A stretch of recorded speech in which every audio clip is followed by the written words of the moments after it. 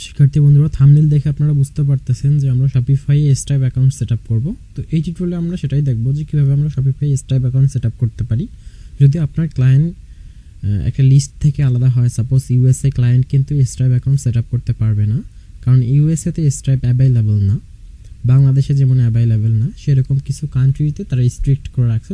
চলুন আমরা সেই কান্ট্রিগুলোকে দেখি যে কান্ট্রিগুলোতে তারা অ্যাভেলেবেল করে রাখছে আর কি। তো আমি সার্চ করেছি যে স্ট্রাইপ অ্যাভেলেবল কান্ট্রি, তো এখান থেকে ফাইন্ড স্ট্রাইপ ইউর কান্ট্রি এরকম করে বলতেছে। তারা 47টা কান্ট্রিতে তারা সাপোর্ট করে থাকে।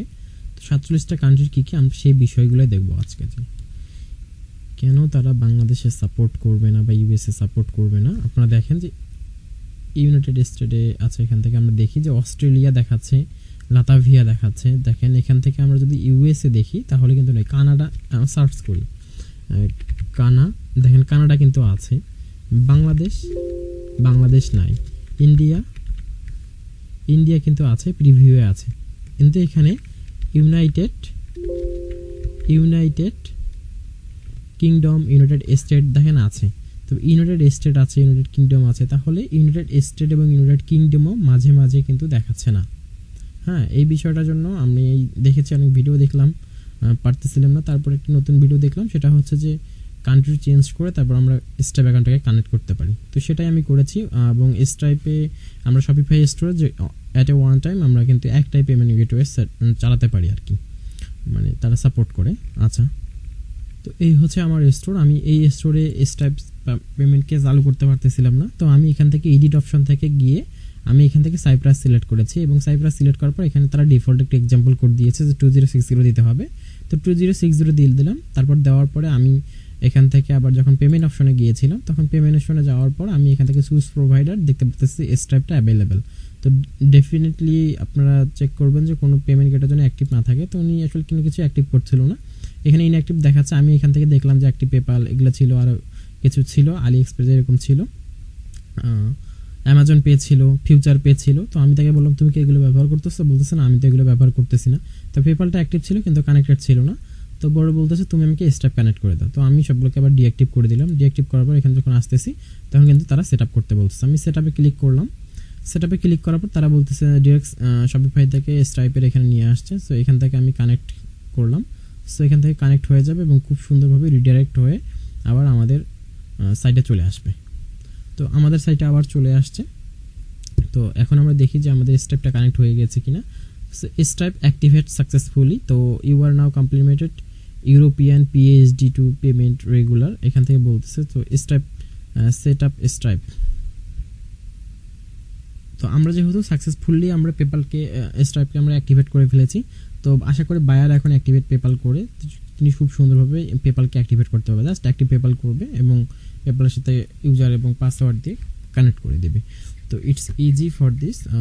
তো আমরা যেটা দেখতে পারলাম সেটা অ্যাক্টিভেট হয়ে গেল। তো এখন আমি এখানে এই স্টোরে চেক করব যে আসলে কাজ করতেছে কিনা। টেস্ট করার জন্য আমি একটি কাস্টমার এখানে আসলাম। তো আচ্ছা, phone valid, in number, phone valid.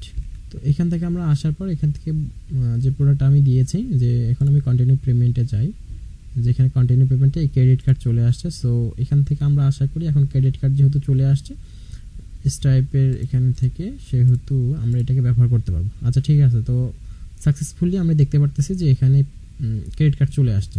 That's mean আমরা সাকসেসফুলিভাবে স্ট্রাইপে এখানে কানেক্ট করতে পেরেছি। এখন আমরা আবার আমার স্টোরে ফিরে যাবো এবং কান্ট্রি সিলেক্ট করে ইউএসএ করে দেব। মাঝে মাঝে এটি প্রবলেম করতেছিল, এই জন্য এই পদ্ধতি অবলম্বন করেছি। ফার্স্ট টাইম আমি সেট আপ করলাম এখানে। তো আমরা এখন কি করব, আমরা এখন এই যে স্টোর থেকে স্টোর ডিটেলসে যাব। স্টোর ডিটেলস থেকে এখানে যে স্টোর এডিট করব, এডিট করে আমাদের যে কান্ট্রিগুলো আগে ছিল, তো আমি চেঞ্জ করার আগে কিন্তু অবশ্যই ছবি তুলে রাখেছি, যে কারণ অরিজিনাল কান্ট্রিটা আবার আমাকে দিতে হবে। এই জন্য আমি এখন আবার অরিজিনাল কান্ট্রিগুলো সব দিয়ে দেবো, ইউএসএ সিলেক্ট করে দিই। তো আমি এখান থেকে ইউএসএ সিলেক্ট করি, ইউনাইটেড স্টেট, এবং আপনারা দেখতে পাচ্ছেন বাকি সবগুলো চলে আসছে অলরেডি। সরি, এখান থেকে হবে মায়াল্যান্ড,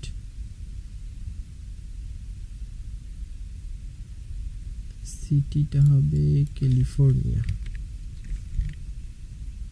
তো আমি এবার এটা দিয়ে আবার সেভ করে দিলাম। আবার আমি দেখবো যে এখান থেকে আমি অন্য কোথাও চেঞ্জ করেছি কিনা, যে লোকেশন আছে এখানে, লোকেশনে চেঞ্জ করেছি কিনা।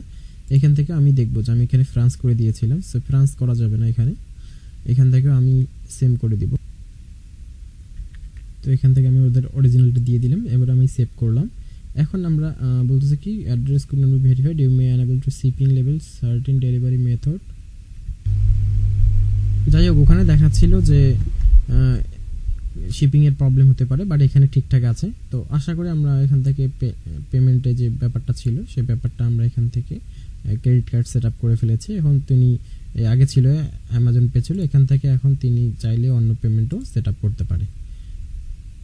Credit card, master card, visa card যেখান থেকে খুশি সেখানে সেট আপ করতে পারে। সার্চ প্রোভাইডার থেকে to check out set up করতে পারে। হ্যাঁ, এখান থেকে এখন আমরা সার্চ করি তো স্ট্রাইপ, এখন কিন্তু এখানে স্ট্রাইপ আসতেছে না। তো এখানে কিন্তু আসতেছিল না, যখন আমি সব কিছু রিমুভ করেছি এবং কান্ট্রি চেঞ্জ করেছিলাম তখন ওখানে পেমেন্টসে কিন্তু এখান থেকে স্ট্রাইপ চলে আসতেছিল। এই যে ম্যানেজে ক্লিক করলে সেখানে স্ট্রাইপ চলে আসতেছিল। এবং এই স্ট্রাইপে কী কী অ্যাকসেপ্ট করবে সে কিন্তু এখানে Visa, Mastercard, American Express, Amazon Pay, Alipay সব কিছু কিন্তু সেট আপ চালাতে পারবে আর কি। তো এই ছিল ব্যাপার যে কীভাবে আমরা স্ট্রাইপকে সেট আপ করতে পারি। একটু ডিপলি বলার চেষ্টা করেছি, আশা করি বাংলাতে এরকম ভিডিও আমি পাইনি, খুঁজে পেলে আমি উপকৃত হতাম। তো ধন্যবাদ সবাইকে এত কষ্ট করে ছোট ভিডিওটি দেখার জন্য।